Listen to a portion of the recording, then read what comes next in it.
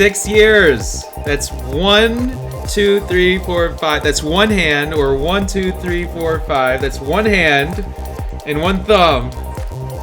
6 years on Twitch. Hi. How you doing? I've been on Twitch for 6 years, everyone. Welcome. Welcome, welcome, welcome. And after 6 long years, I have gotten to the point now of many years of journeying through the Twitch experience. Hold on. I've gone through many years of journeying through Twitch experience, both as a console gamer and as a PC gamer. The PC gaming experience has been new, but let me tell you, what an adventure! But here we are 6 years later, and I think I've found something of a bit of a fun adventure for me. And that would be, Dad, can I get a drum roll? Oh no, that was just a clicking sound from before. Assassin's Creed, right? We like Assassin's Creed. It's been fun. So here we are in Assassin's Creed Revelations, and the good folks at Ubisoft, I think, have been doing what they can to both help me with my creative journey, and also messing around with old gaming ideologies of entertainment. But I think we're here in a new gaming environment with new forms of entertainment. And I think Ubisoft really vibes with that, and I vibe with them, and we totally get each other with all the cool things that all of their game series entails, which is definitely of a more, definitely got to be a more adult gamer, I think, to be able to appreciate some of their, more of their games that are centered on people understanding life a little bit. I think it all circles around somehow, right? So here we are, back in the Animus, 6 years, Twitch. Second Animus adventure out of a bunch. Thanks for joining me. This has been fun up to this point, right? I've been having fun.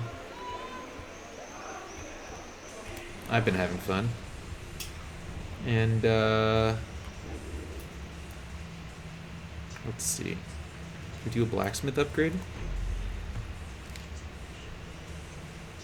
You almost done there?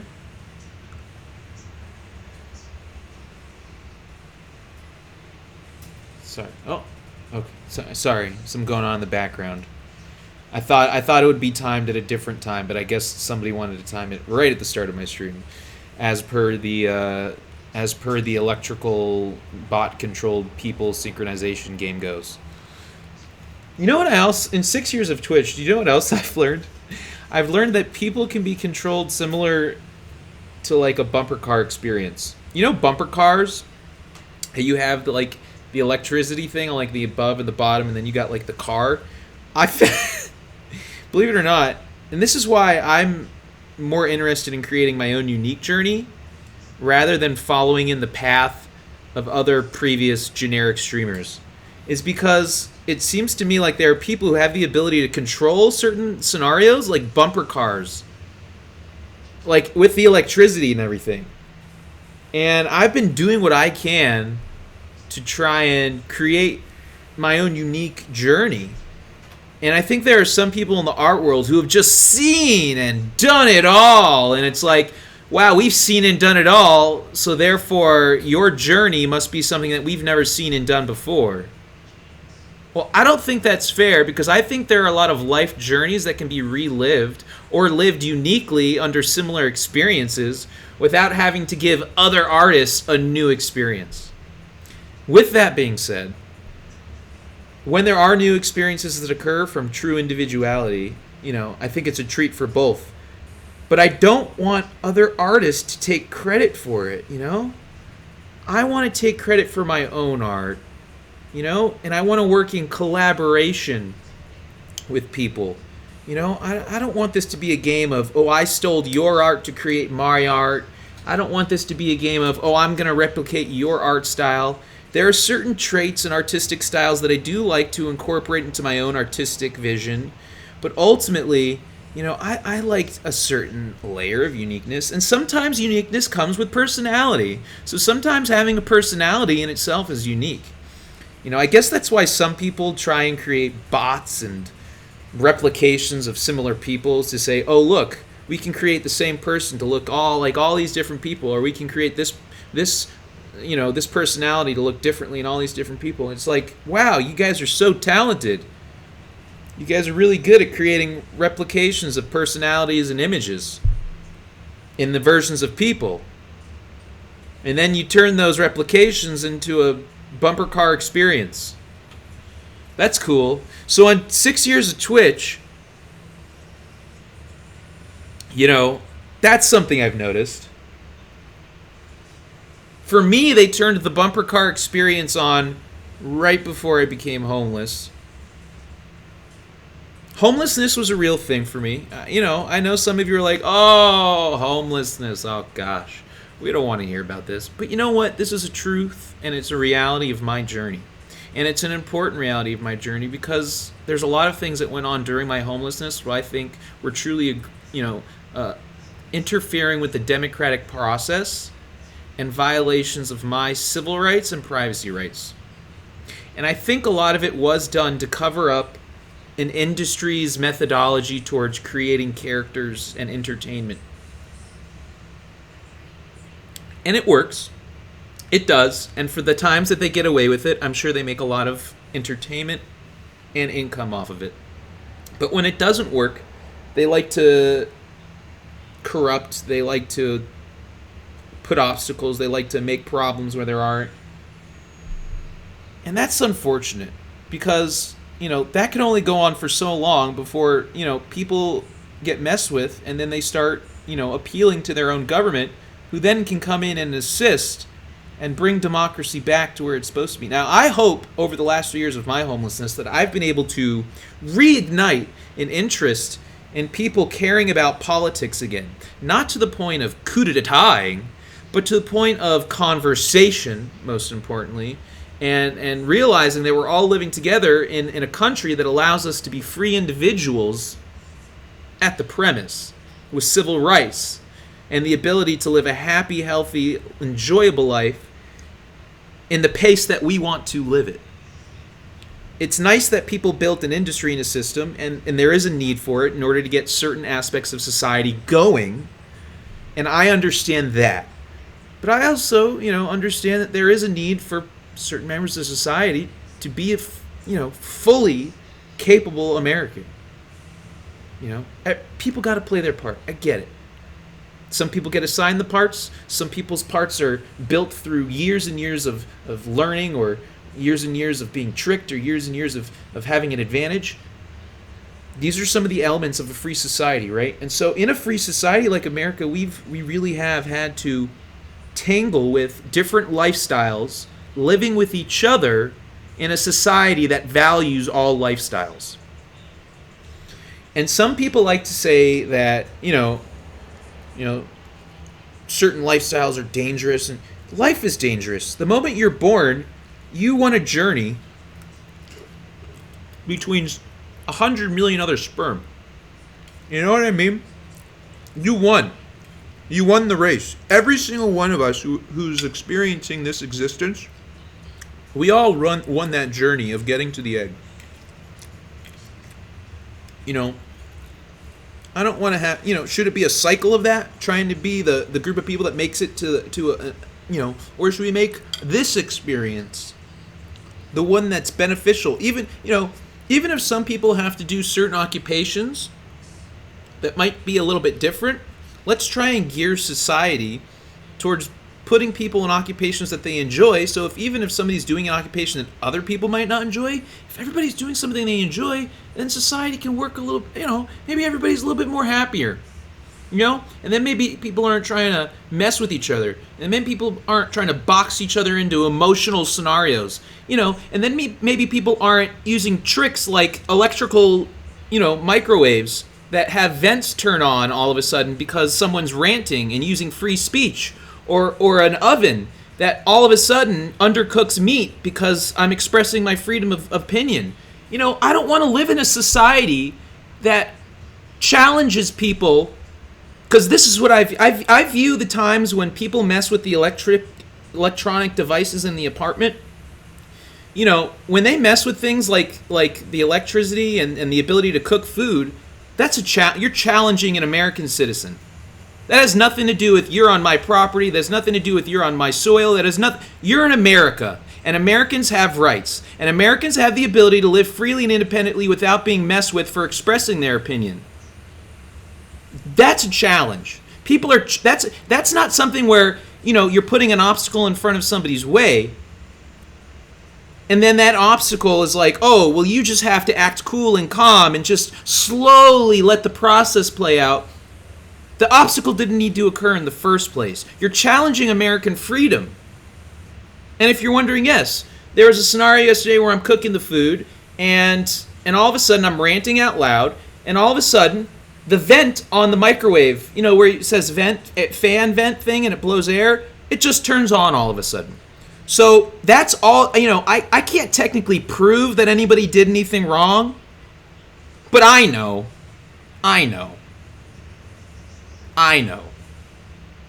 If this is about proving it, okay, but I know that somebody's flipping a switch to mess with things like that. And I know somebody messed with the temperature in the oven to try and undercook the pork, which, by the way, I did eventually get cooked correctly, if you were wondering. And I know that one time when I was trying to do things in the freezer, and all of a sudden the ice cream that stays rock hard, and then that rock hard ice cream is all of a sudden soft, like trying to melt things in the freezer. It's things like that that tell me people are trying to challenge democracy. And instead of having a conversation, here's another, Revelations, right? Twitch anniversary Revelations. I'm from Agora Hills. Grew up, I'm from Los Angeles, born and raised. But I grew up on the outskirts, in the more suburban life. I was never super wealthy. I was middle class. Raised by single parents, only child. And,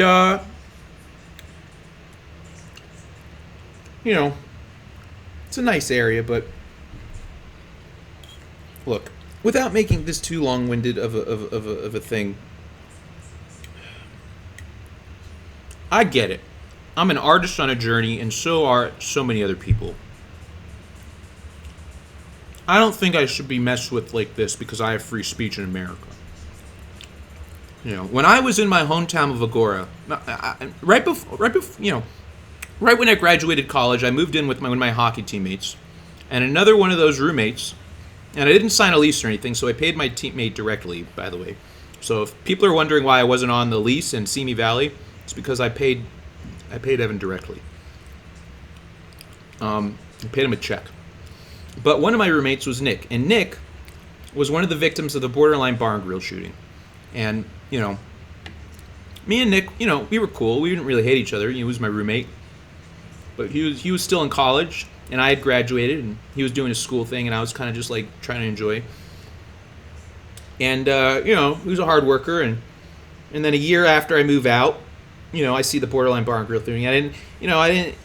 Sorry if I didn't say anything to you, Nick. To be fair, Evan didn't say anything to me. I didn't say anything to Evan. Nobody really said anything, and it was very confusing. And I thought, what, if you really wanted me to say something, you say something. But, so whatever it is. We were roommates. He was at the Borderline Bar and Grill shooting. I was his roommate. And when I was homeless, I went back into Agora, and this Borderline Bar and Grill place, it moved to Agora. It moved from Thousand Oaks into Agora Hills. And the entire time, and I was playing Smite once, and it was Thanksgiving. And I had mentioned on Smite, I was doing the character selection, and I went to the bathroom, and my character selection got picked. And it took me back to the main screen, and they gave me a 7-day ban on Thanksgiving while I was in, this was like years and years and years ago. And I appealed it. And in my appeal, I had mentioned how, and this had just happened, the whole Borderline Bar and Grill shooting thing had just happened. I mentioned, this sucks, Thanksgiving, this guy, I know somebody who was in that Borderline Bar and Grill shooting, and, and they responded to me the day after the suspension lifted, on Thanksgiving week, and said, "Oh, so sorry, we just got your message now, but it looks like your suspension's up, so no worries." And I was like, "You bunch of assholes. Idiots, why didn't you respond to me when you could have responded to me?" And so I have a feeling that Hi-Rez, because they moved the Borderline Bar and Grill back into Agora. Now, while I was homeless for 3 years, I went back to Agora. I was outside the Ralphs. They had the Borderline Bar and Grill people. Nick went to Borderline Bar. Hi-Rez definitely has something to do with what happened in Agora. There's a whole drama thing going on with that, but that's, I digress a little bit there. But, the entire time I was homeless in Agora Hills, where the Borderline Bar and Grill, nobody, not one person invited me out to a party. Not one person. Not to the Borderline Bar and Grill, not to a party in Agora. Not one person invited me out to a party. And that it frustrated me, it disappointed me. And then they took things like my rave past, my rave history, and my ability to be fun at festivals and music festivals, and then they taunted me with it. And they're like, "Ha ha, you're not going to the festivals, ha ha ha, you're just a homeless person." You're a lazy homeless person who doesn't like to work. Ha ha ha. In Agora Hills, where all these rich kids could literally have just taken change money and given it to me. They could have given me a ticket. They probably had connections there. They got free tickets. So they didn't invite me to the Borderline Bar and Grill. So I'm a little disappointed about that, but I think high res has something to do with that. But I digress. Anyways, so it's just, I'm a part of this gaming community. And for years and years and years, I've been a part of Twitch, and I've been a part of video games for 20 years. And y'all have been like, troll fail armying it for like so many years. And I'm like, what the fuck is this? Like, what kind of people are these? I'm from a part of the internet that was a little different. We had trolling and stuff. I went on 4chan when I grew up. I didn't participate in it, but I knew what it was. I know what the internet is. I'm not stupid. I know what you betards are and you pedo bears are, and I know the whole shish kebab game. That's why I took my strategy to the federal government, because I know you Twitch people and you YouTube people and you video game people were so thick into it with this 4chan anonymous hacker group who kept using you all to get what they wanted in video games, because you were the developers who messed with the gamers, and then the gamers took control back by taking you all hostage. How did that work out? So I'm from the internet. I know how this whole fucking shit works. And it's just sad, because you could have made it a better gaming experience, and instead you took the gaming industry hostage just to fuck with gamers. If you had taken the gaming industry hostage to make the gaming industry fair for all, this would have been a totally different story. A totally different story. But instead, you took the gaming industry and turned it into some psychological freaking emotional stress test. Like, what the heck?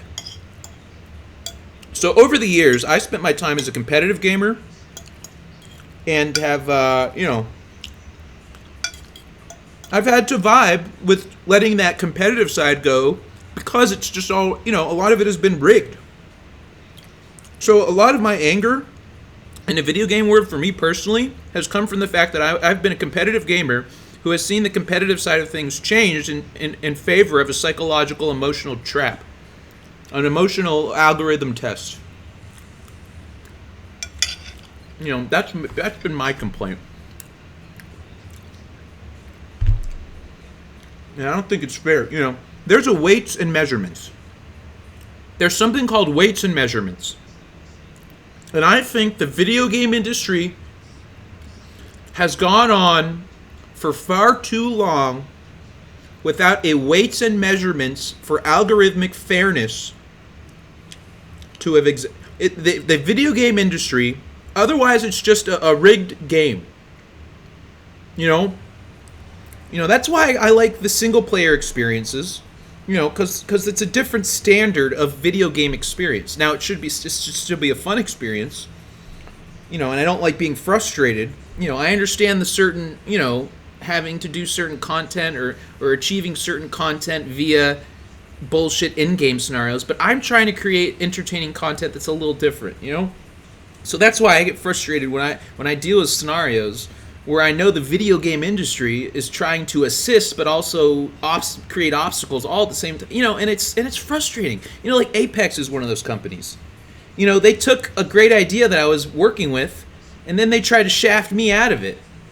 They liked my idea, they just didn't like what I was doing, right?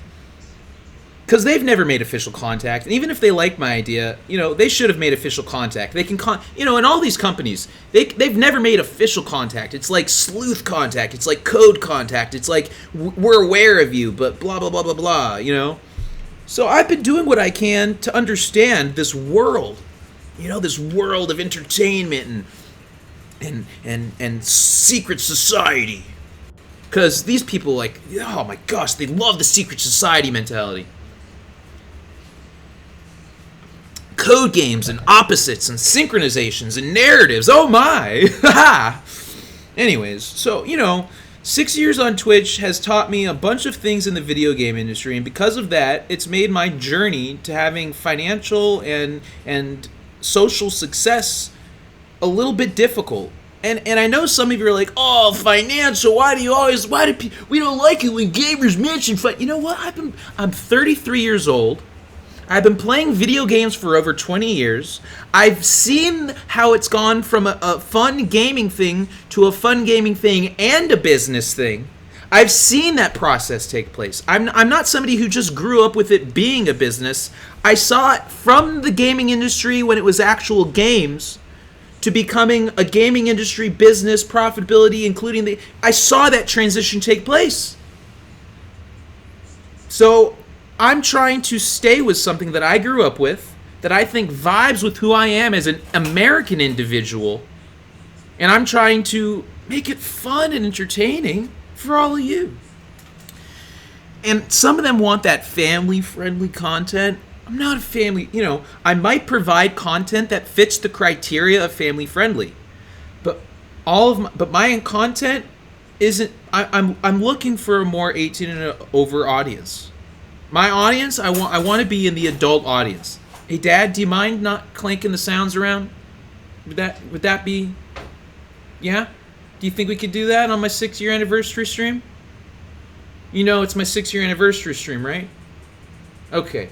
Because you timed the thing earlier before with the clickety sound, and then now you're doing the jingling of the, So I'm just wondering, are you trolling me right now?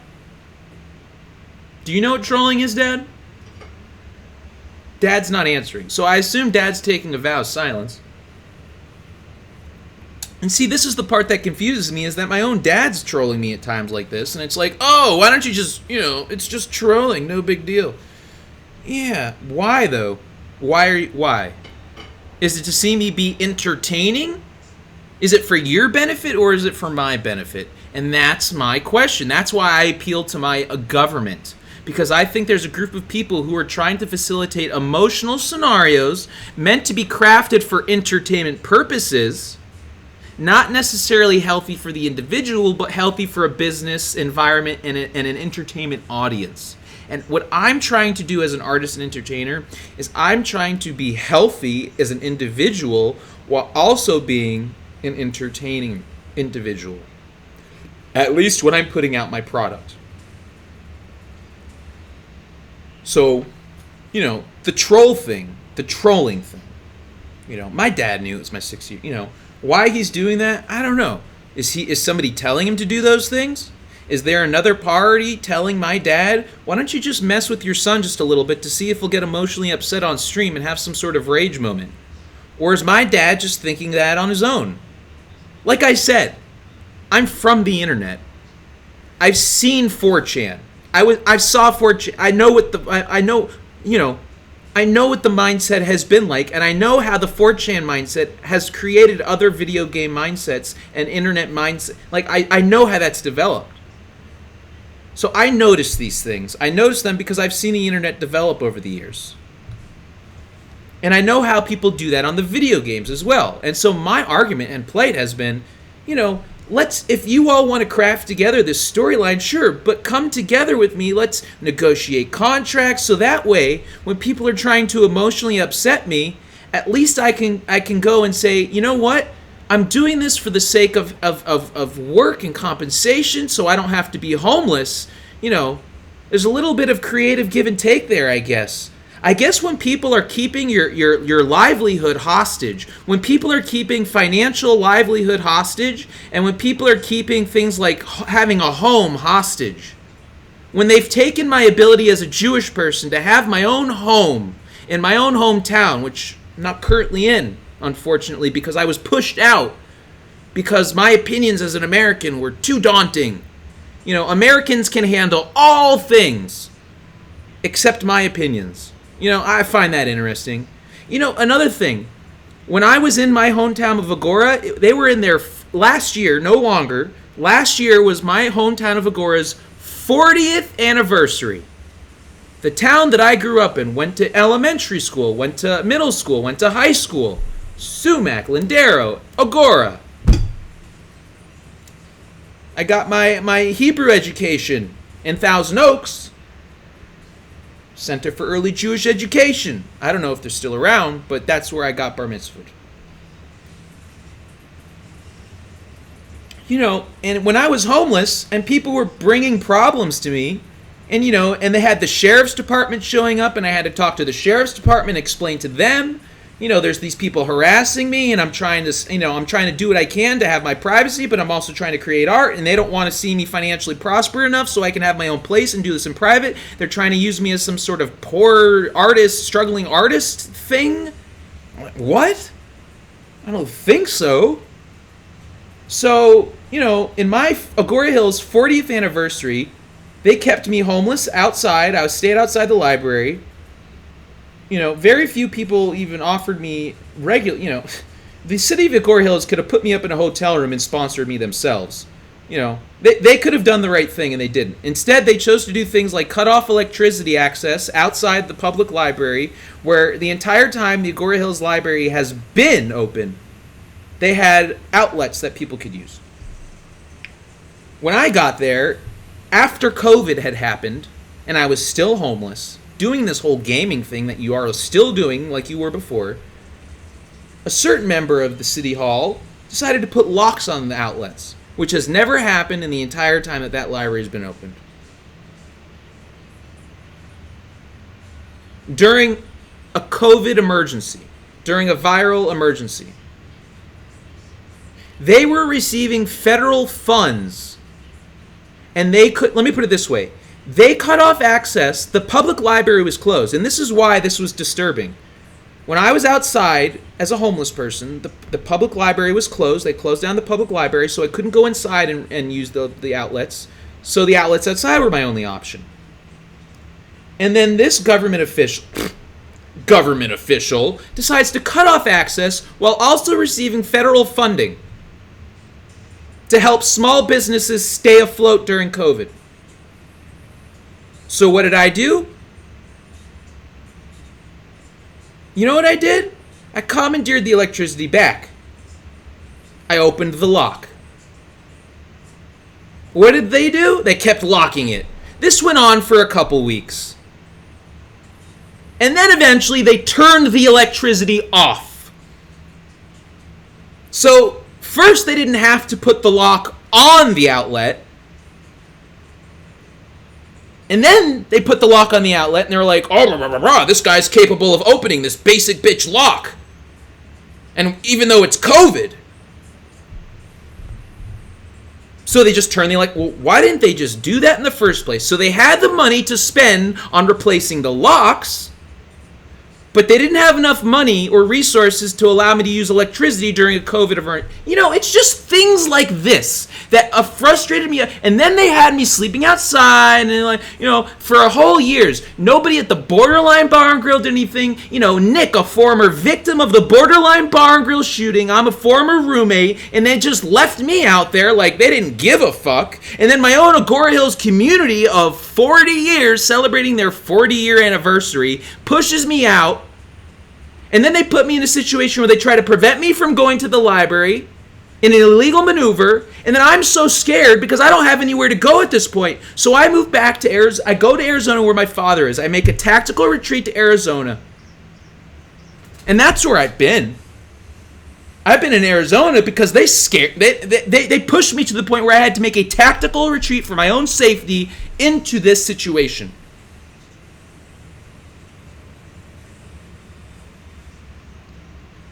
I mean, I don't know what kind of genius it takes to run a government in a small town, but if you accept federal funds for a viral epidemic, and there's a homeless guy outside the library / city hall / community center / civic center,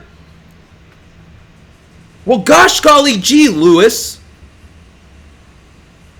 Gosh golly gee.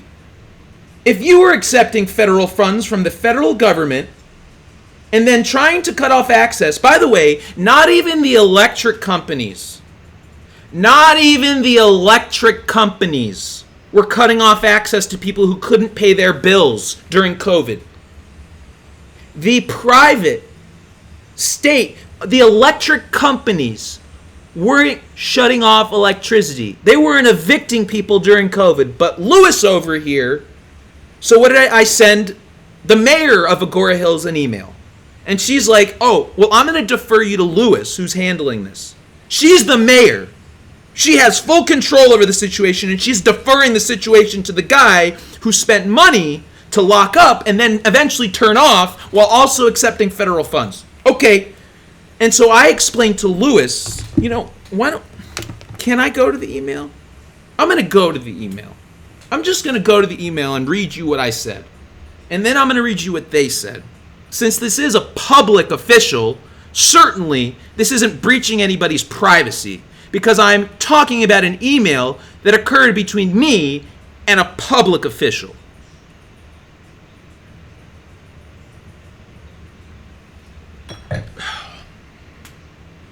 So let's take a look-see, shall we?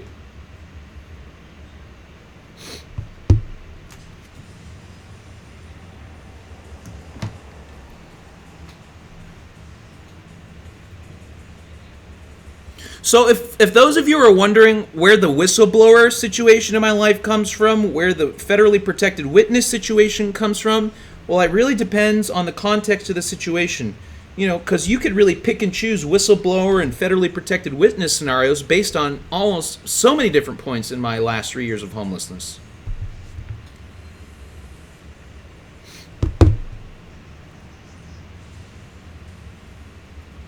And by the way, just because I'm in a whistleblower /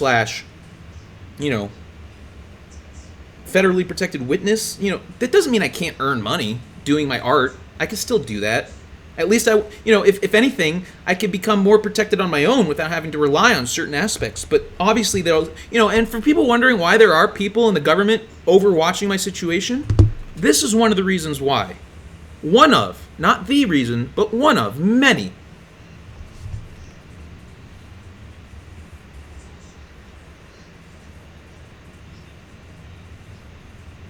So let's go take a look.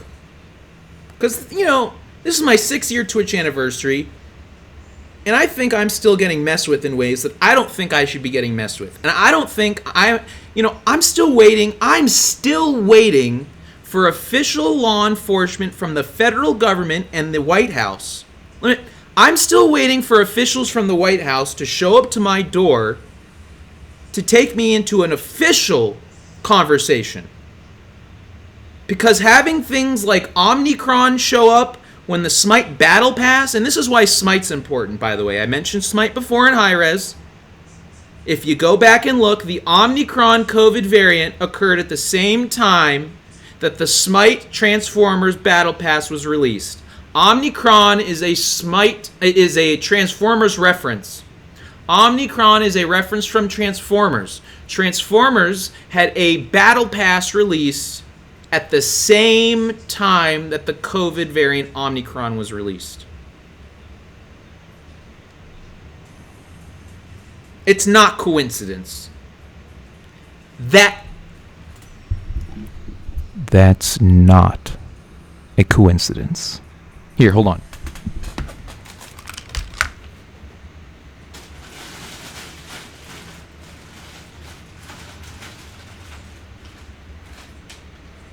For people who describe coincidences, I wanna specifically give a shout out to an AG. You know who you are. Omnicron being called the next COVID variant when the Smite Battle Pass gets. That's not a coincidence. So Hi-Rez is very much in trouble from the United States government. They are very much being in trouble.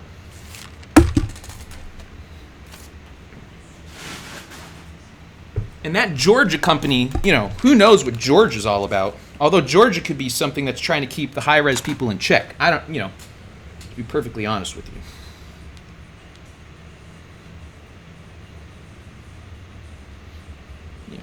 So, let's take a look.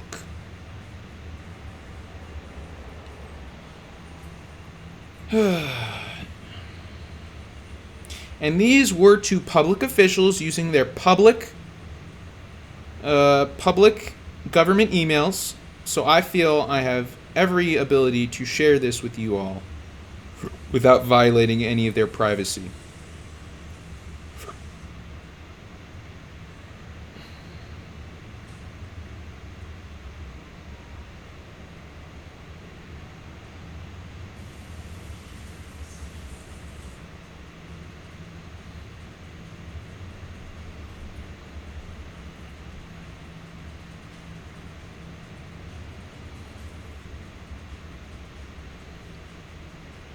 Let's see here.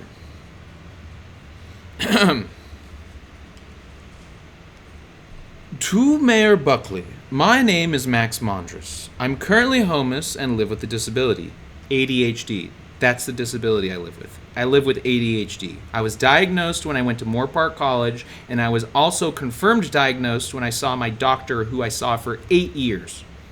In order to keep myself safe, informed, and entertained, I have been using the electrical outlets located outside of the library not long after the coronavirus outbreak began and the library closed. I have not disrupted or interfered with anyone or anything while I have been there.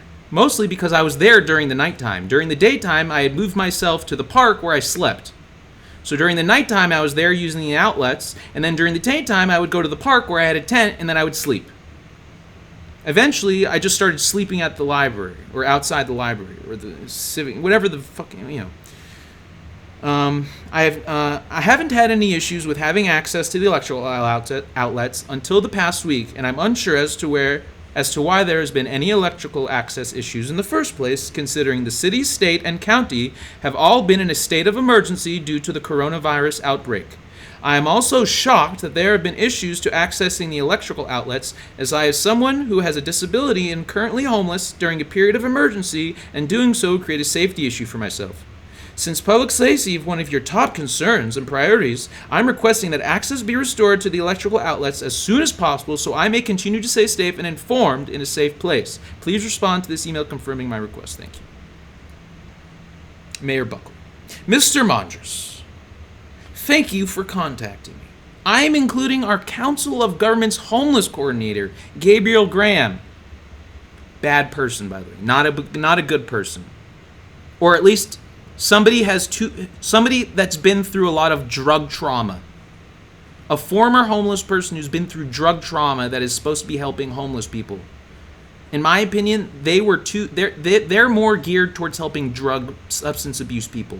That Gabriel Graham guy, that guy was a problem, and he was colluding. There was a time where I was at the park in the tent, and he comes up to me, and he starts messing with me, and I started calling him a rat. And I was like, you're a rat, you're a rat. And you know why I called you a rat, Gabriel? Because I knew you were colluding with people like Gabriel to mess with the electricity. I knew that you were messing around with the electricity because you were a former homeless person using your experiences of abuse and civil rights violations, and you thought it was okay to mess with me because you had experienced it. Not okay. Thank you for contacting me. I am including our Council of Governments Homeless Coordinator, Gabriel Graham, and our city staff, Louis Salalia, on this reply. Public safety is our number one concern, both your safety and the safety of others. Gabriel and Louis should be able to assist you with your electrical needs and housing should you so desire. I will have them keep me updated. Again, thank you for your email. Dear Mayor Buckley, both Louis and Gabriel are individuals I have met already. Louis has shown to be an adversary instead of an ally and even taunted me about electricity issue in the past week. Gabriel has shown erratic behavior in his quest to help me, is not someone who I would consider helpful anymore. Unless these individuals are able to provide me with the hotel room, then there is nothing that they can do except to return the electrical outlet access to its previous usual state. I have been sheltering at Old Gora Park for the past 6 to 7 months in a tent and make a 2-mile walk in order to use the electricity, Wi-Fi, and safe place at the library. Louis is responsible for allowing me to receive Louis has been responsible for allowing to receive 4 citations at the park, despite me sharing with him the ruling of Martin versus Boise. The 4th citation resulted in a violation of my civil rights, where they pulled me out of my tent and dragged me on the ground to the point where my knees and feet were bloodied. I had to be taken to a hospital in Thousand Oaks where they gave me a shot and they bandaged my knees and feet. They took me back to the Lost Hills police department place where they took pictures of my feet and my knees, and then they released me the next morning and they dropped the charges. Agora is where I grew up. It is where I went to elementary, middle, and high school. I do not plan on leaving unless I receive a housing voucher or a hotel voucher, and I will not put myself in a situation that increases the odds of giving me coronavirus, i.e. a shelter. It is starting to become more and more likely that I am being picked on and bullied either by someone at City Hall or by City Hall in general, with the electrical outlet access being one of the major pieces of evidence. I would really hate to have to report this incident to the ADA and all major news outlets in order to get public support I need to protect myself from being discriminated for being homeless and having a disability. Again, I'm not sure what reasons you may have for trying to take away such a vital public utility, since I was never bothering anyone unless it's only about ego. I do hope the right thing is done, however, by allowing my access to the electrical outlet to continue. Please think about what exactly is being done here and to whom it is being done to. Thank you. Dear Mayor Buckley, it has been 3 days since my reply to you, and I haven't received any information about my electrical needs. My phone and computer are a lifeline, and not having the ability to charge them and use the Wi-Fi is something that not only creates anxiety for me, but provides an unsafe situation. This isn't an urgent matter that needs to be addressed as soon as possible. I've just spent half of my stimulus check money putting myself in a hotel room in order to keep myself safe, because there are few feasible options to finding electricity until the library opens back up.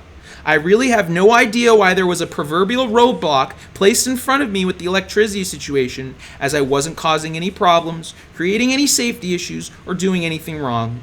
I am dealing with this coronavirus situation from a truly difficult place, and for my situation to be made even more difficult, it is extremely hurtful. Everyone at City Hall has a job, with income, and a place to live, so why there are those within your walls that want to make my situation even more difficult than it already is makes me so sad and depressed. I'm begging that you are able to do what is right in this situation, because it really is creating a level of anxiety and concerns of safety that make me feel really uncomfortable. Again, this matter is urgent and I need it to get addressed immediately. Thank you.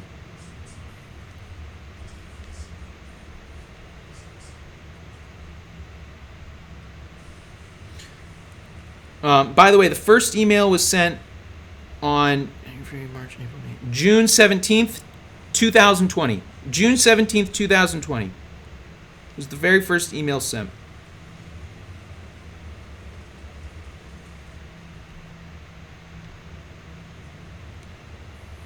June 23rd, 2020.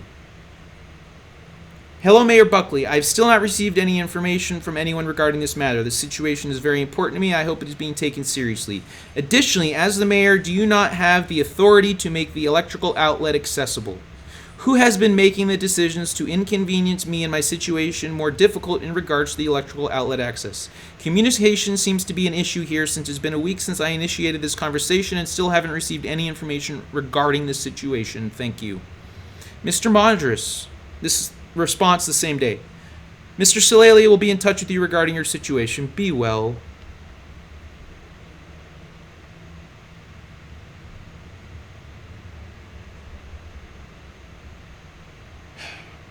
Dear Mayor Buckley, I was told this a week ago. When exactly does Mr. Silalia plan on getting in touch with me?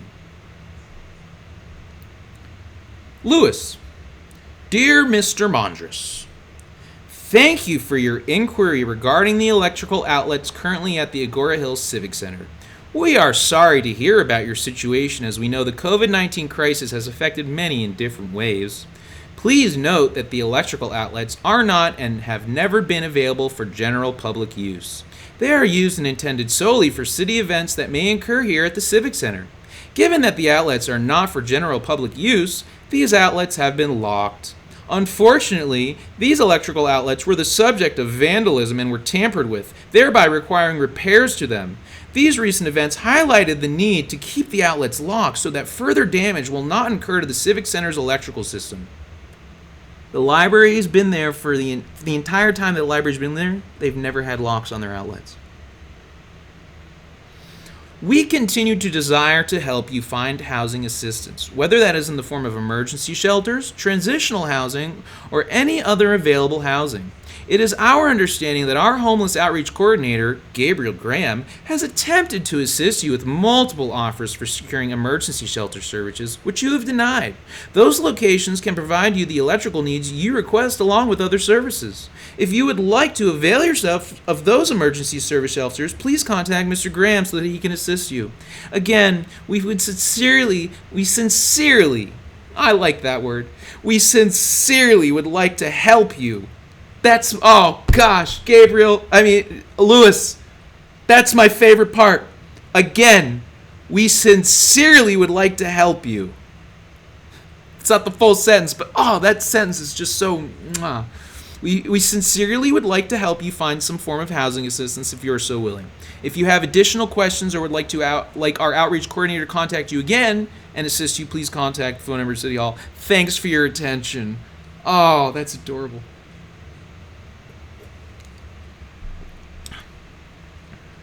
This is my final response, and this was sent to both Lewis and the mayor.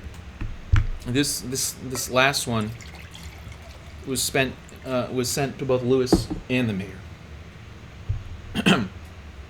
Keep in mind, at this point in my homeless journey, I just want to make all of you aware. During this time of homelessness, it was COVID. Most people were indoors. Most businesses were shut down. The McDonald's and Burger King had shut down. You couldn't go inside. The only places that were open were like grocery stores and gas stations where you could actually go inside. The library was closed. They didn't even this was the part of the library that didn't even have the curbside service yet. And the city of Agoura Hills accepted federal emergency funds to deal specifically with the COVID emergency.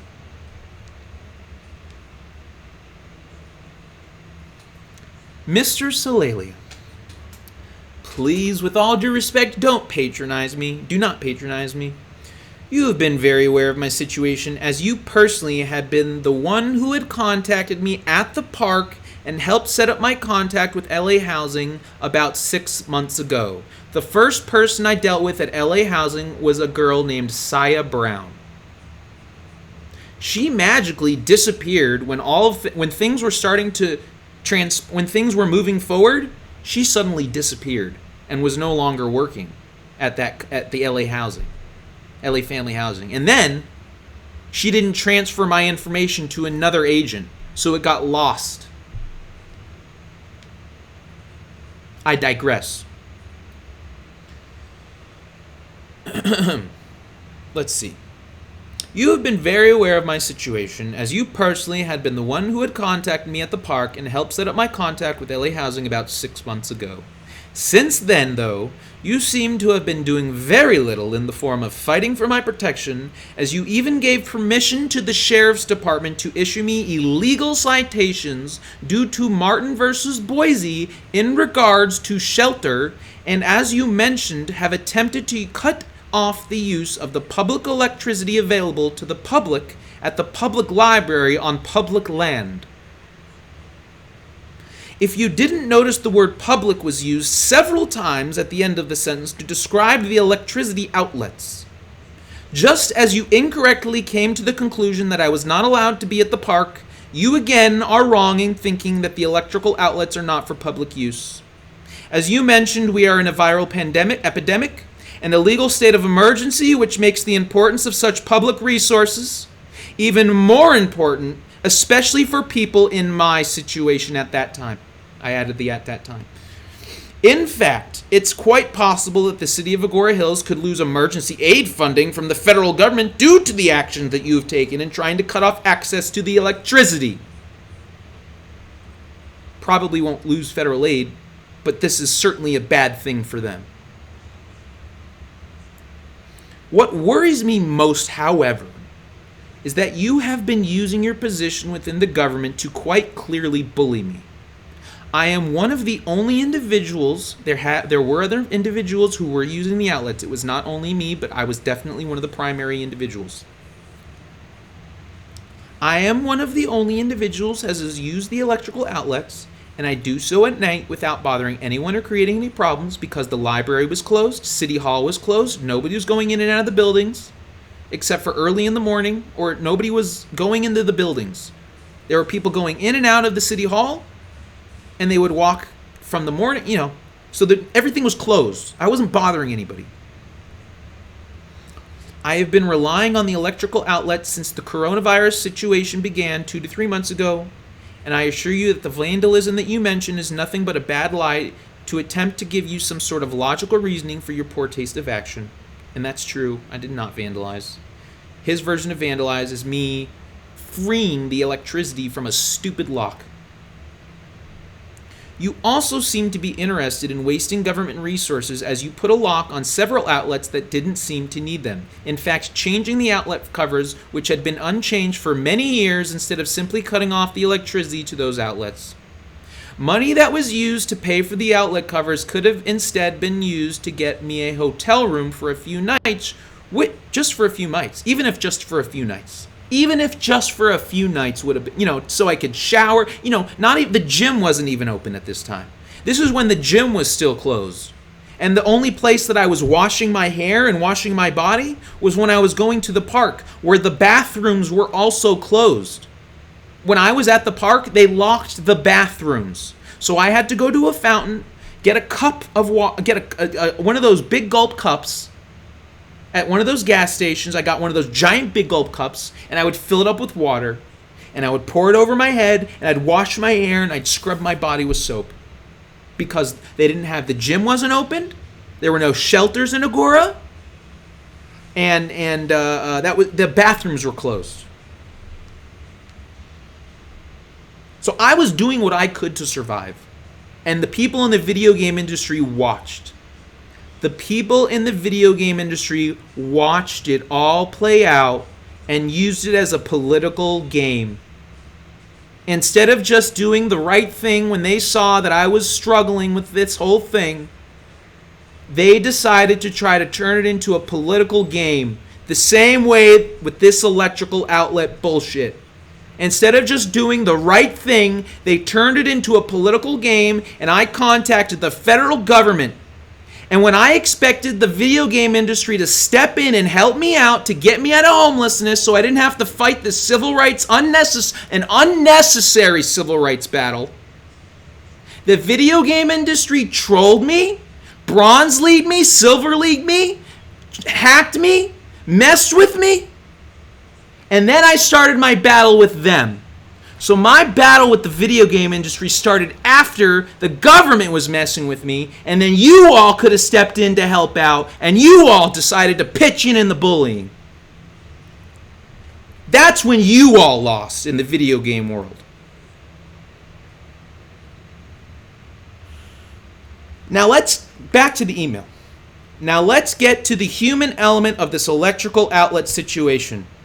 What is it that bothered you about my use of the electricity outside of your incorrect reasoning? What is it that bothered you about my use of electricity of your incorrect reasoning? That it was not for public use during a time of emergency? You are aware of my situation and how difficult it is being homeless during the worst viral epidemic of our lifetimes. The worst viral epidemic of our lifetimes.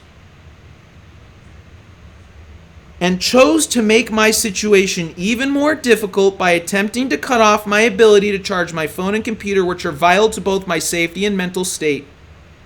Additionally, you have also committed this act against somebody who is diagnosed with a disability, again during a time of emergency. ADHD is that disability.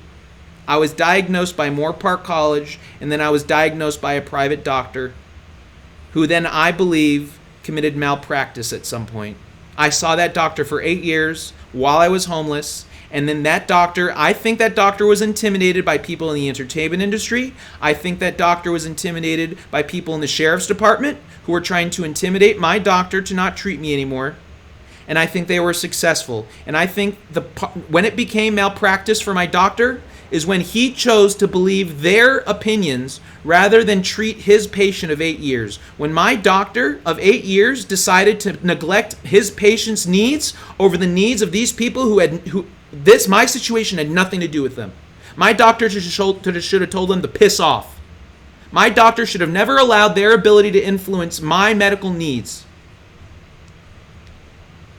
So he committed malpractice in my situation. What part of you, back to the email, what part of you felt that making an individual like myself have to struggle even more was more important than simply allowing me to have access to a public utility?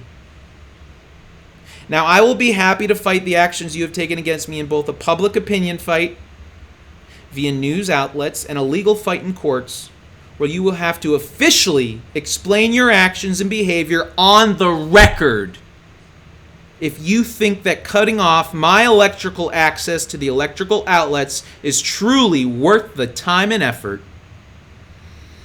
Or you can do the right thing as both a government official and human being by stopping any of the restrictions you have placed on the electrical outlet access, so I and the very few other individuals who have used the electrical outlets can continue to be safe during this coronavirus situation. The main concern of City Hall is the safety of the public, and your actions have not created a safer situation, but in fact created a situation with less safety and more anxiety, panic, and concern. So for the sake of my well-being and your sworn duty to serve the best interests of the public, I implore you to reserve course on your recent restrictions to take the electricity while taking restrictions to electricity while taking solace in the fact that you have a paying job where many do not, and a home to go to instead of picking on people like me. I truly hope you do what is right in the situation, Mr. Salalia, because at the end of the day, we are all still people just trying to get through a difficult situation, and doing things to make that easier and not more difficult is in the best interest of everyone. Thank you. I never received a response. I ended up finding electrical outlet access at a local laundromat where I was able to stay safe before they intimidated me. They had more legal protections because they were a private business, so they pushed me out of there after a month or two. There was also an African American lady who did a tappity tap tap thing with her head. She was biblical and shit, but she never spoke to me, and every time she did, it was like biblical, so it freaked me out. And then eventually they closed that thing up, although that laundromat has its doors always open, so it was, so I didn't go back there, and they didn't want me to get my laundry done anymore, so then I had to get my laundry done at another place because I didn't want to cause drama. And then I was able to use the electrical outlet at the fucking Ralph's because they were nice enough and they understood, or they were being blackmailed for some other reason. Who knows? And then instead of making my Twitch career take off, they decided to bully me and pick on me and say, I'm just some homeless crazy person, and pushing me around and all kinds of stupid shit. And then, teasing me with my kink world and my kink vision, my idea for a relationship. I really, my pursuit to getting a first girlfriend. I've dated girls, I've fucked girls. But to have someone officially classify themselves as my girlfriend has been a pursuit of mine. I'm not looking for a wife, but I have been looking for a girlfriend. Doesn't mean it doesn't, would it translate into a wife? I don't know. Does it have to? Doesn't necessarily. But I want to get the girlfriend thing checked off. I'm 33 years old. It's weird not to have a girlfriend at 33 years old. People question that. People question that sort of thing. It's weird, right? It's a little weird. For someone like me, it's a little weird. So that's been a pursuit of mine because I think it's better to have a girlfriend than to say you haven't had. But I haven't had a girlfriend. I've dated girls. Yes, I've dated girls. I've dated girls for a month at a time, a couple girls for a couple months, So, but nothing ever translated to an official girlfriend-boyfriend relationship. So my kink life and my relationship life are very serious pursuits that people took advantage of as well. And then they try to turn, it's like, oh, the kink world, so he must be some weird pedophile freaking person. Like, no, not everybody in the kink world is some weird pedophile. Gosh, does that, it's like, do people who act out evil characters on TV and television, are they evil people in real life? No! There's a role play element to the kink world where people can role play scenarios within private situations, and it's okay because they're still fine people. They're role playing. It's a role play thing.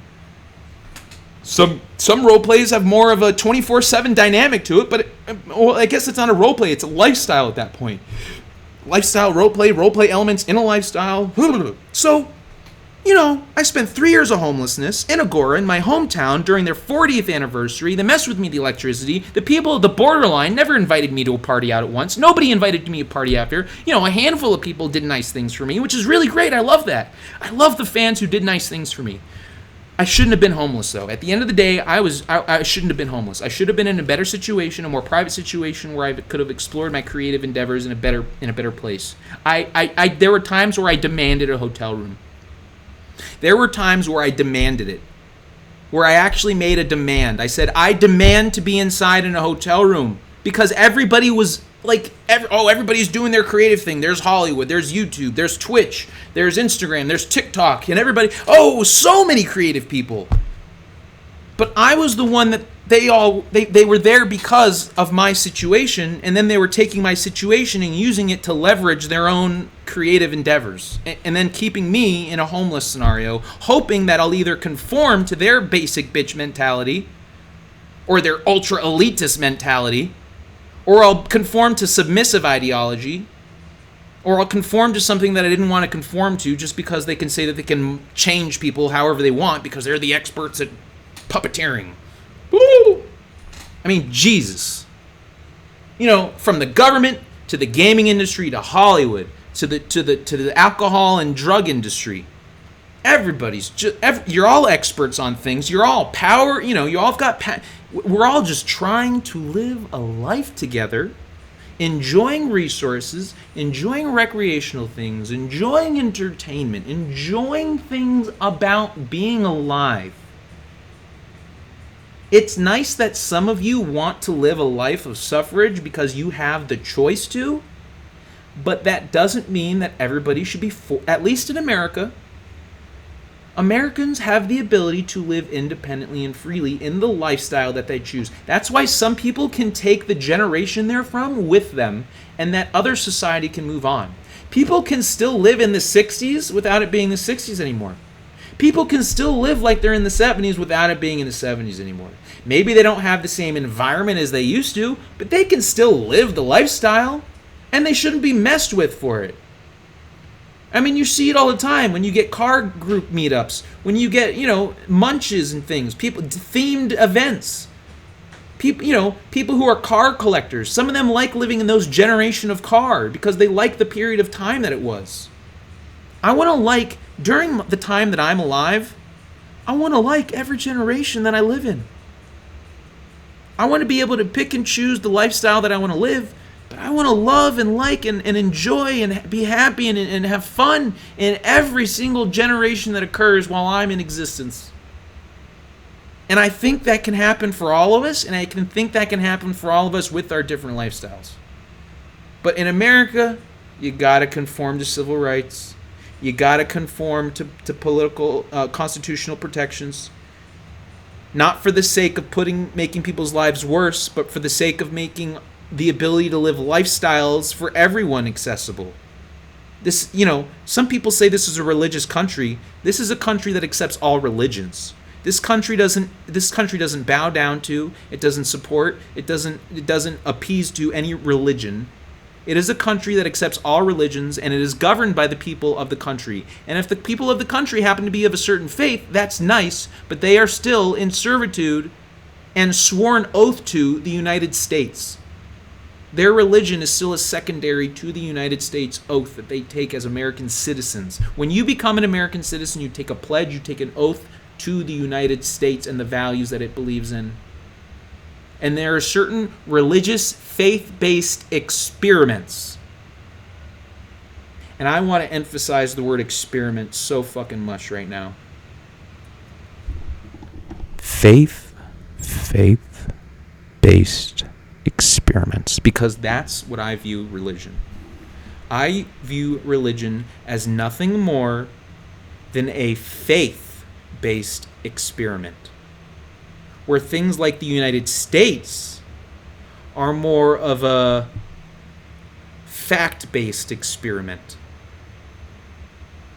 The United States is supposed to be an experiment based on the facts of life, not the faith of experimental ideological bullshit brainwashing.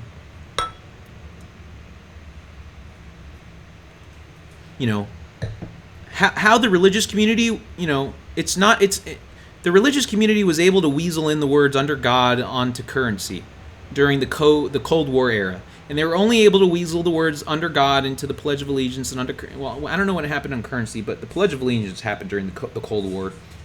And that only happened because people were in a psychological scare, and they were on the tails of World War II. A lot of money, a lot of faith-based feelings because of war and death, and so they weaseled things like God into the currencies and stuff. But that's why the courts officially don't consider these religious phrases. If you go to the courts and you look up why they have things like under God on currency, it's not for religious reasons, it's for cultural reasons. It's a cultural reference, not a religious one, which means that religion, in the eyes of the United States government, is a form of culture that is accepted within the United States. It is a lifestyle, it is a culture of lifestyle in the United States. That's kind of what it says, right?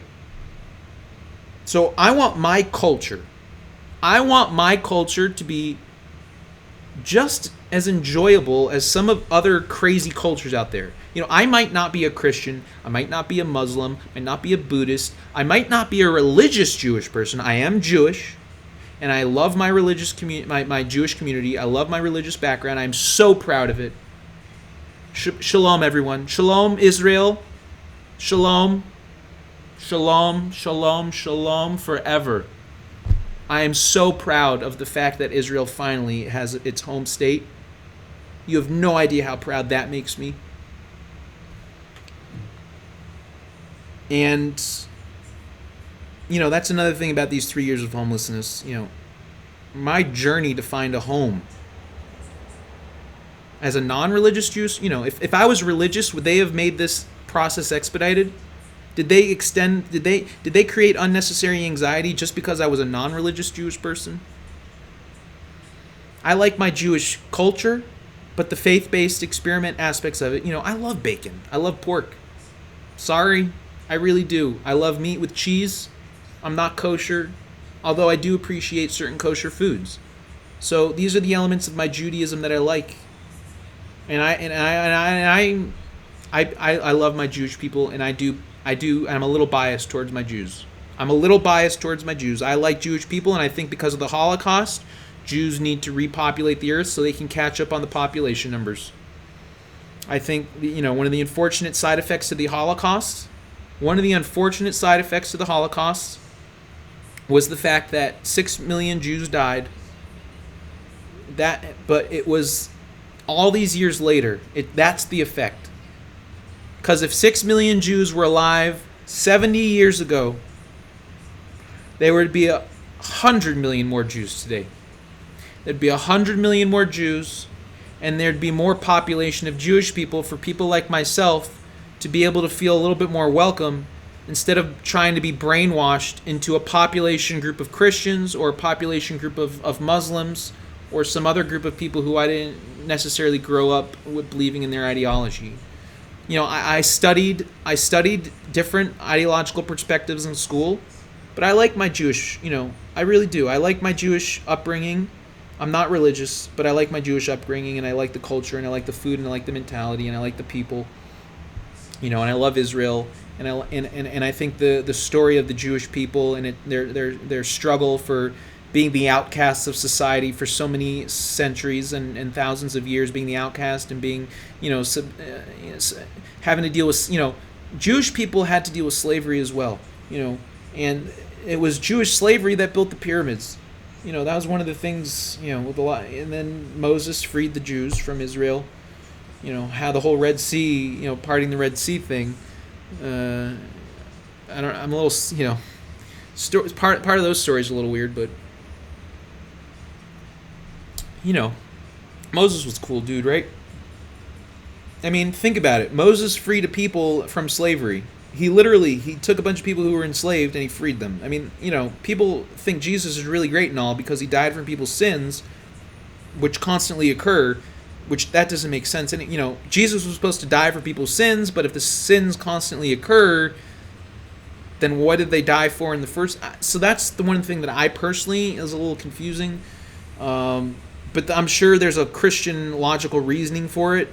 But then again, I'm Jewish, so I don't really view Jesus as a Messiah. So, I don't want people trying to convince me about Christian things, please, because I'm gonna have my opinion on it, because I'm an American. I'm really gonna have my opinion on it. I'm an American, and I'm me, so I'm gonna have my opinion on it. So 3 years of homelessness, 6th year Twitch anniversary, and I'm living at home with my dad as a homeless person still. I don't know if people have been donating to me officially or unofficially, but I've never received any donations. The closest form of donations I've received were people who were nice enough to help me out during my time of homelessness.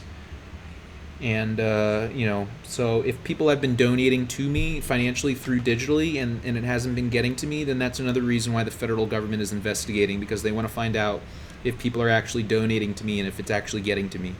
Because we don't want your money that you all have been you've been working hard for. From I'd like to think most of you really have been, with this whole COVID thing, have worked hard for the money that you've been earning, and that when you spend that money, even if it is on people like me, that the money goes where it's intended, and it's not going in places that you don't want it to go. So if people are donating to me secretly or and it's not getting to me, I apologize for the inconvenience, and I'm happy to work with the federal government to try and solve where the money, if any money is being, misdirected, is gone.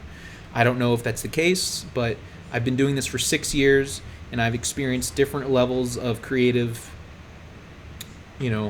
perception in my 3 years of homelessness that I think could have been done differently. It's been a complicated journey, and trolling in the internet is a whole different,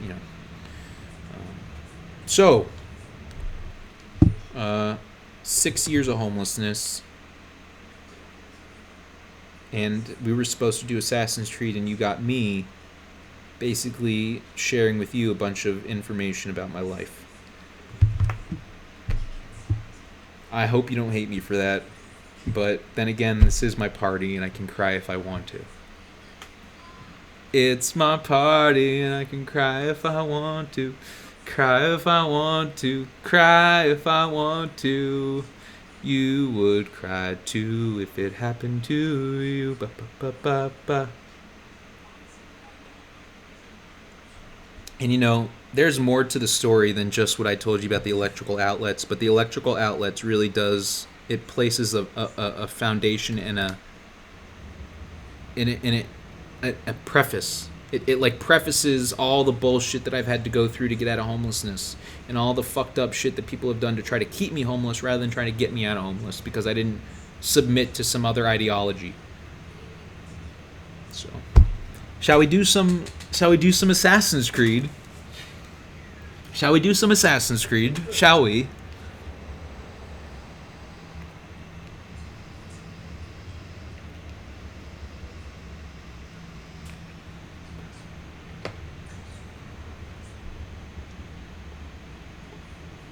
Oh, I was gonna try and blow O's, but it's kind of hard to notice it. Anyways, all right, let's play some Assassin's Creed. Let's do a main mission, and let's call it. And then I think after we do Assassin's Creed, I'm gonna jump on Division, and I'm gonna try to get it going. I'm gonna try to play through the night as much as I can until I pass out. And yeah, do we have a main mission? Oh, we do have a main mission. It's all the way over here. Looks like tonight was just a bunch of viewpoints. It was a viewpoint kind of night. Oh, there's another main mission. Okay, what's this? Sophia memory. You know what? That could be kind of fun, right? Should we do a memory or should we do viewpoints? We just did a bunch of viewpoints. Do a main memory, and then let's call it on the Assassin's Creed. We'll do a Sophia memory, and then we'll call it.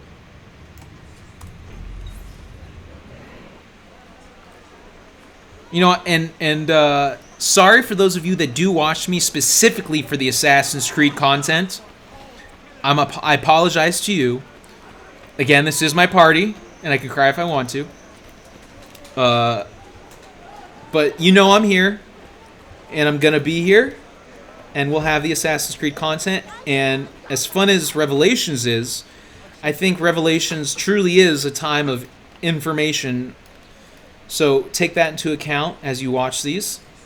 And I think Assassin's Creed 3 and Assassin's Creed Black Flag are going to be truly mwah. So bear with me as we create this beautiful, beautiful, beautiful Moose Media thing going on here. This Moose, Moose Media is kind of like the vibe I go with. That's kind of what we're going with, this Moose Media. And if anything changes, I'll let you know. If I have to update names or change company names. But I like Moose Media. Moose Media works.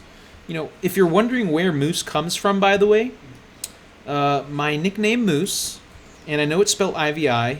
The IVI, that's another background story, but my nickname Moose comes from my hockey team that I played with while in college. I played college in California, junior hockey, or club hockey in California. Arizona State University is actually the first West Coast, other than Alaska, is the first West Coast college to have a division.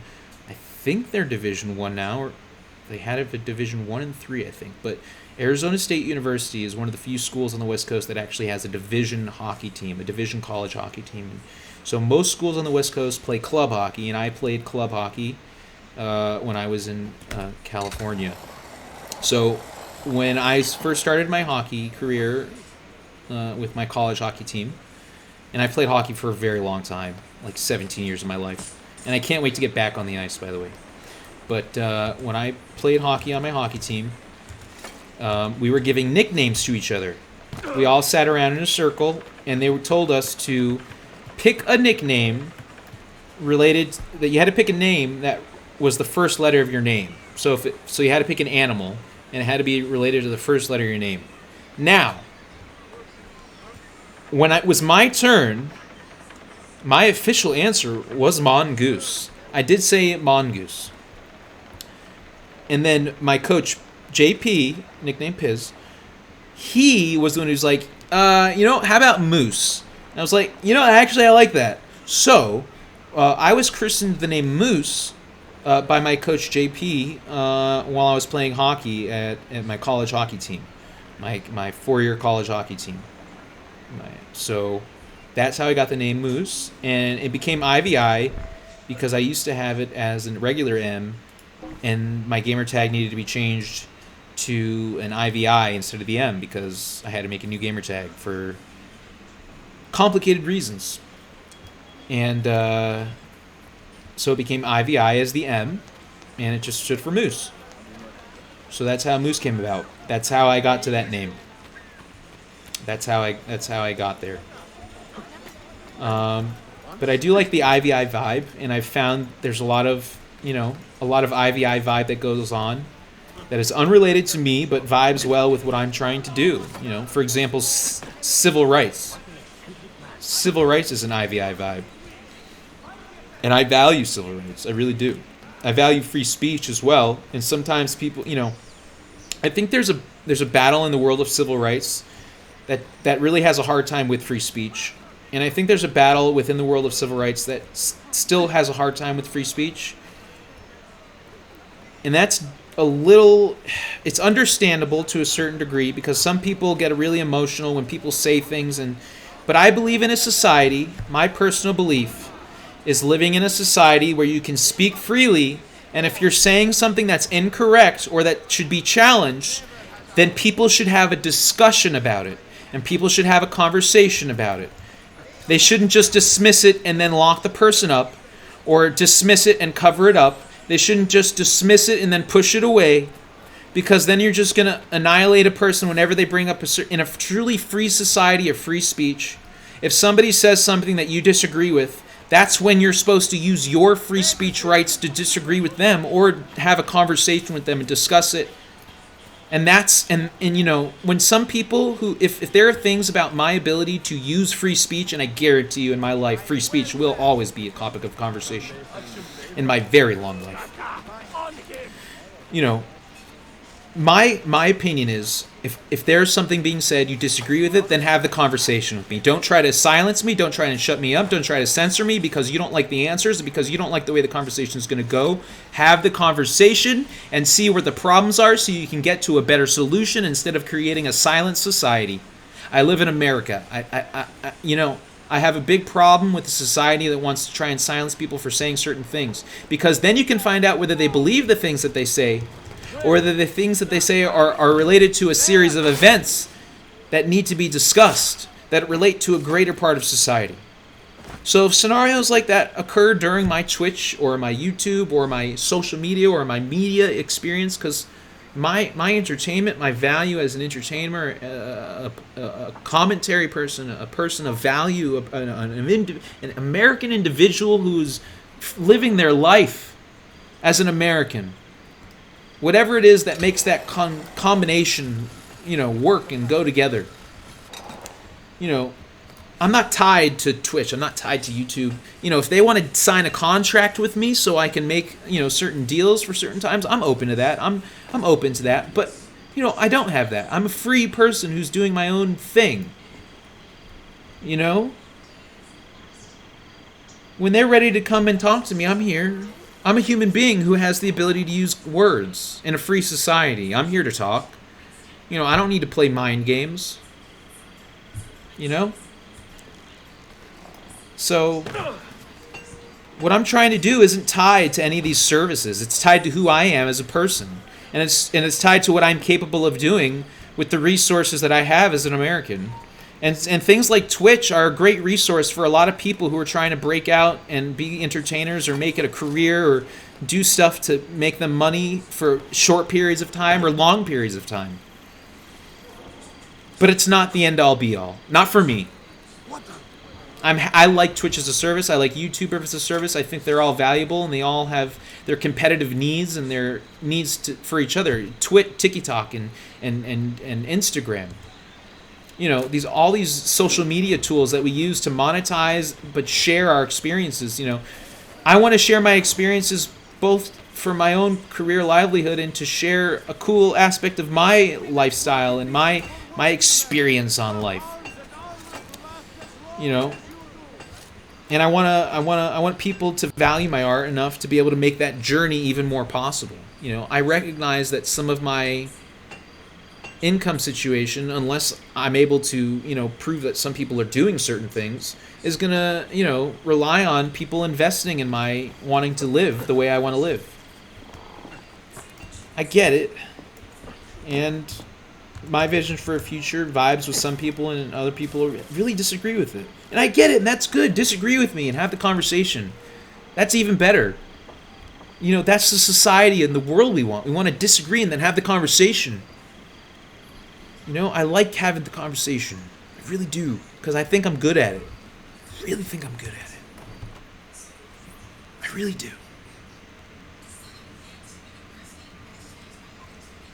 But I like doing it my way. And I think some people like a more polished product. And I'm just doing it my way. And they're like, okay, we can make this work. We'll go derelict campaign, right? You know, we'll turn this into a whole derelict homeless style. Well, that was cool. But, you know, it wasn't my intended goal. I think it was a community of people who were able to bring art and creativism and turn it into a certain perspective, but it wasn't necessarily my vision. You know, the derelict mentality was interesting. The derelict origin story idea was okay, but it certainly got to a point where maybe, you know, they could have stepped in to create a different narrative.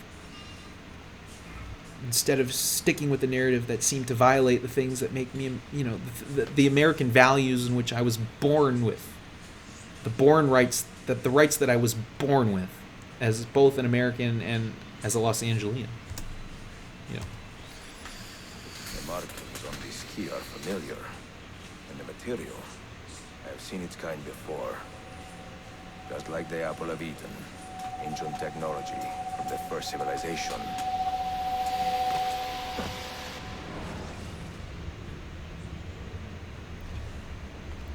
Yes, first civilization. Roma? Politique? Democrat? Politique, Democrat? Oxay Uye say? Wait, that's Piglet.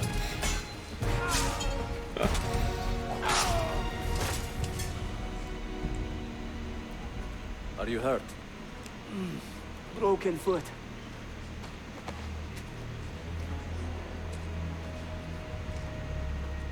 What is your name, brother? Altair, son of Umar. Umar. Oh, yes. He was a fine man who lived as he died. With honor. Altair, we have been betrayed. The enemy has overrun the castle. You live. And Al-Mualim, where is he?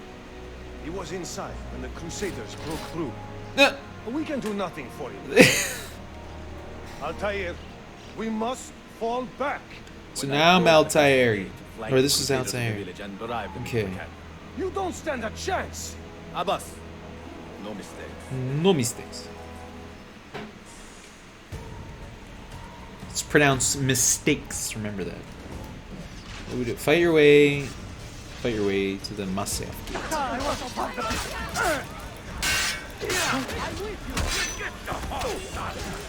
Combo. Okay. Let's joust a little here. Shout out to a Colin Joust on SNL, by the way. What a guy. And the, I forget the other, Shay. What's his name? Shay? I forget. The 2 weekend update hosts on Saturday Night Live. You've been an interesting ride for the past couple months here. I'm used to the Will Ferrell era of Saturday Night Live. The Will Ferrell, Tina Fey, Jimmy Fallon, Rachel Dratch, all the cast members. That was my era of SNL that I loved.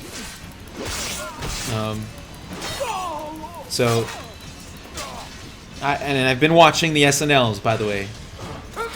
I found them very interesting. Thank you. SNL. And Lorne Michaels has probably seen it all. So. Yeah.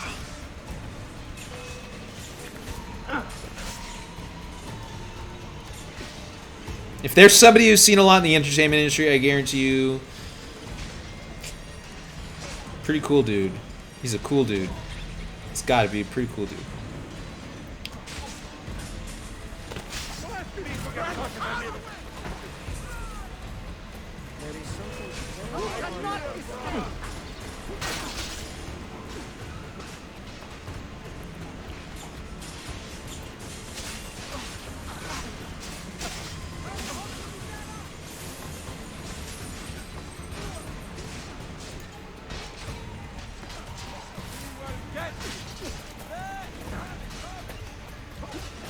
Okay, so we're just gonna get right to... Oh. Okay, then. Another step, and your mentor dies. It's like a wizard. Not leave this place alive, traitor. No, you misunderstand. I am no traitor, What are you? for I cannot betray those I never truly loved. Then you are doubly wretched, for you have been living a lie. Yeah. Shame on you.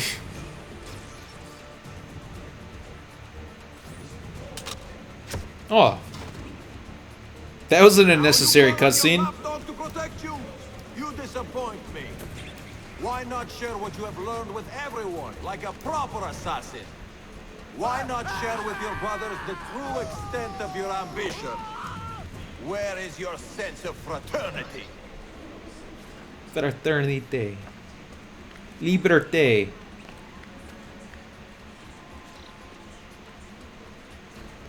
Get down, now! What? Oh! Eggplant! That's how you make eggplant.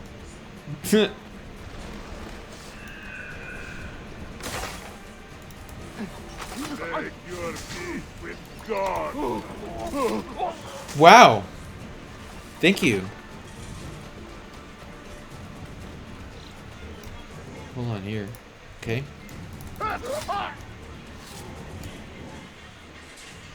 Okay. Okay. No, no, no. Another good man No, dies. no, no, no. Still you say nothing. Hiya!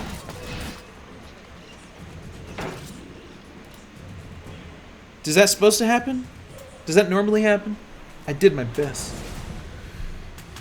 Oh yeah. You put too much faith in the hearts of men, Altair. The Templars know the truth. Humans are weak, base, and petty. No. Our creed is evidence to the contrary. Perhaps I am not wise enough to understand. But I suspect the opposite. That I am too wise to believe such rubbish.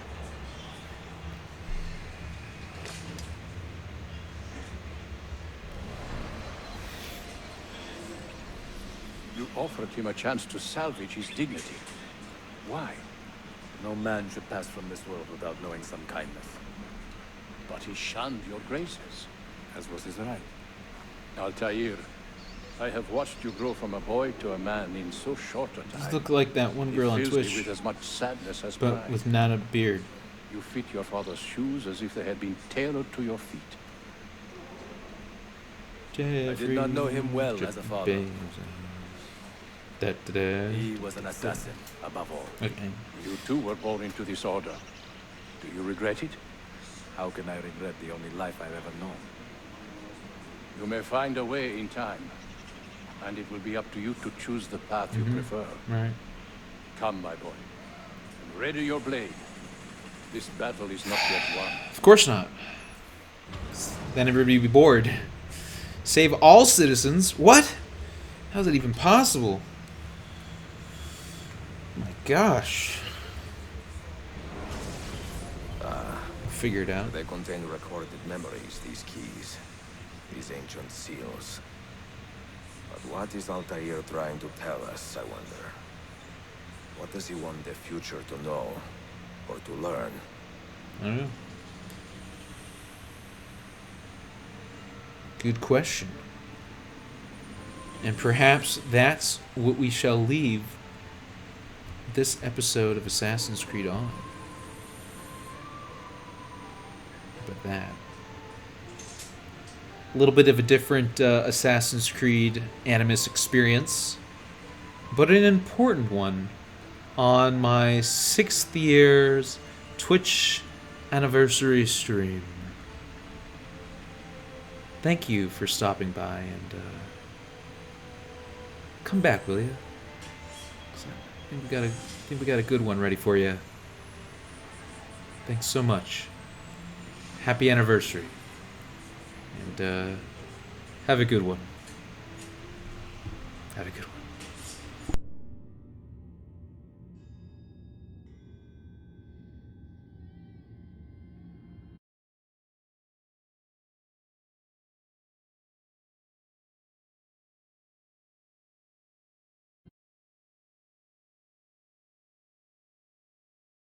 Oops. Of course, always at the end of the stream. Anyways, have a good one, everyone. Oh, and thanks for the person who say, "Hey, what's up, G?" in chat. Thank you. I didn't see it until now, but thank you. Thank you very much. Oh, and just a quick shout out. I'm probably gonna jump on. You know what? We should probably do a couple different games. So you know what? We might do some Monster Cat. Let's do some Monster Cat stuff, and then maybe we'll jump on some War Thunder, The Division, maybe some Overwatch. We'll do some multiplayer games, Apex maybe a little bit, if we'll keep it going. Twitchversary. This was just the end of this part of the Assassin's Creed episode. Okay, anyways. Alright. Anyways. Stick around. Okay. But this part's over, but stick around. Oh, okay.